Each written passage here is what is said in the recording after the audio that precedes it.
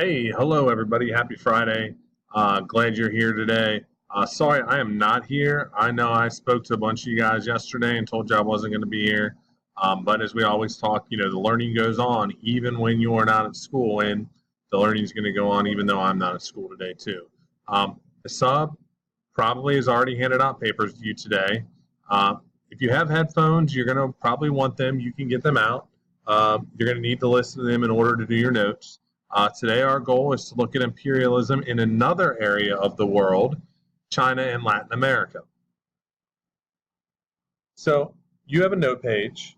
Your note page probably looks something like this. And up at the top of your note page, there's a question. It says, what is this artist trying to communicate about imperialism? And if you could just jot a couple of things down on that line, take about 30 seconds or so, and just jot a couple of thoughts. You'll notice the dragon there in the middle. Looks like it's dead. It says China on it, and then you'll notice all the other animals that are there.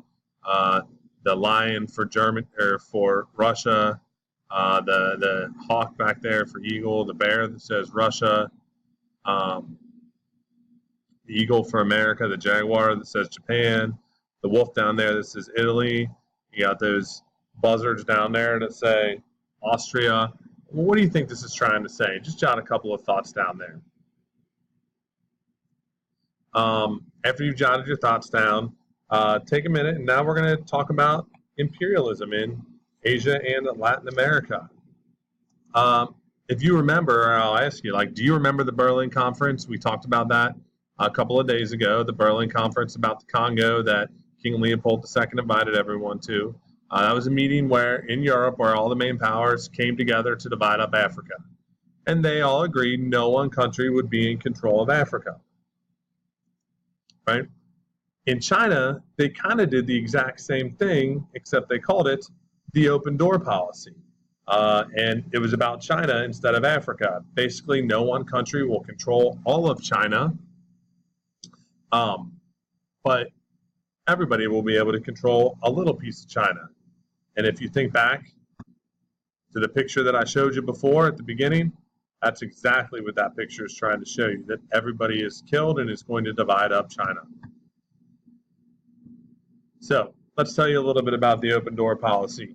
In 1898, the United States acquired the Philippines from after a war with Spain, and the European powers were about to take over China.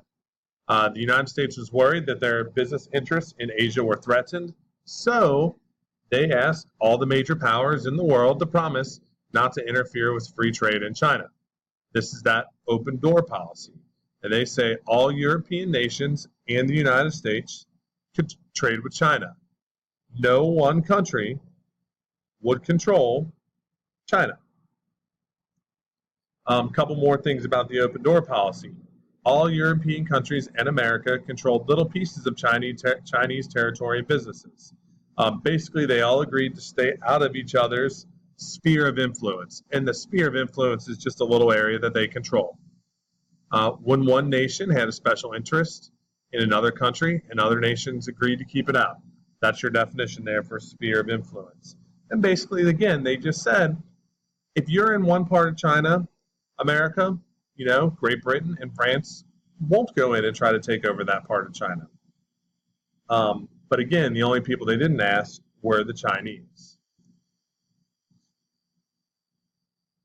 Next part where we're going to talk about imperialism is imperialism in Latin America. You can look at the map and you can see the map there.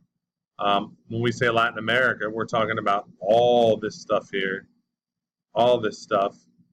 South America, Mexico, Central America, you got Cuba, you got all these areas are considered to be Latin America. Basically, the big thing with Latin America and America is the Panama Canal. Imagine it's 1898 and you own a sugar plantation in Hawaii, which is way over here, and you need to ship your sugar to New York. How are you going to get there? If you think about it for a minute, you're right. You have to go all the way around South America and bring it to New York. Pretty long trip, isn't it? Pretty expensive trip, isn't it? Well, Teddy Roosevelt, who was president at this time period in the United States, early 1900s, he was the first president to deal politically with Latin America. He proclaimed this thing called the Roosevelt Corollary. And basically what this says is that the United States is going to be able to control all of the things in Latin America, and no one else will. The United States won a right to build this thing called the Panama Canal by helping Panama defeat the Colombians. The Panama Canal was critical in transporting goods from the west side of the United States to the east side of the United States by boat. It reduced travel by about 8,000 miles.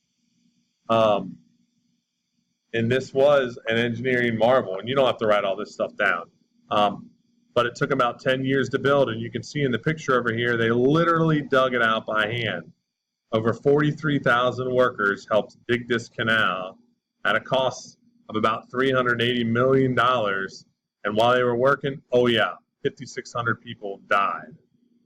But it's a critical piece. We use it in the world today. It's very important. So you can see on my map here, I can now cut through, boom, right here in between Mexico and South America, instead of having to go all the way around South America. I've turned a 13,000-mile trip into a 5,000-mile trip. Businesses are going to love this, and they're going to pay lots of money to use it. And you can see another picture of it here. They literally dug this land out by hand. Imagine having to do that. That would be pretty terrible. Here's another picture of the Panama Canal. You can see it right here and there. Ships going through. So that's it for the notes. What you're going to do now is a little activity to help you reinforce some of the information for the notes. You got a paper from the sub when you came in that looks like this. It says resource card, Boxer Rebellion, Sphere of Influence. It's going to look just like this. And what you're going to do is you're going to look at the resource cards, and this is a digital copy, but on yours you'll have a packet of resource cards. You're going to look at the resource cards, and in the other packet that the sub gave you, after reading all the resource cards, you're going to answer the questions about each resource card. So these are the questions and background information for resource card number 1. And then you'll look at resource card number 2. You'll answer the 2 questions. Resource card number 3, 4, 5, and 6. There's questions for each resource card that you look at. And it'll give you lots of information about what happened with imperialism in China and Latin America. Lots of info about imperialism in China and Latin America. You should be able to do this during the bell today. We've only done about 10 minutes of notes, and you have the rest of the bell today to complete this activity. The documents are posted on Google Classroom. You can see because you're on Google Classroom watching the video, but you will complete the documents on the paper that the sub has given you, unless, of course, you're at home today absent. That is all the work that we have for today. You should be able to do this during the bell. Please be good to the sub today if you haven't been. And enjoy the rest of your weekend. Have an awesome day. Oh, and if you have questions with what you're doing, feel free to email me. I will answer you. You can email me during the bell. I get emails on my phone, and I will reply. Just ask a specific question. Don't send me an email that says I don't know how to do any of this. But if you have an email or if you have a question about how to do something, I will do that. Or if you have a question about what the papers are asking you to do, let me know. I will reply. Just make sure you send me a specific question, and then check your email after you send it because, again, I will reply. All this work is due on Wednesday when we have class next. Have a great day and enjoy your weekend. That is it. Enjoy your day. Bye.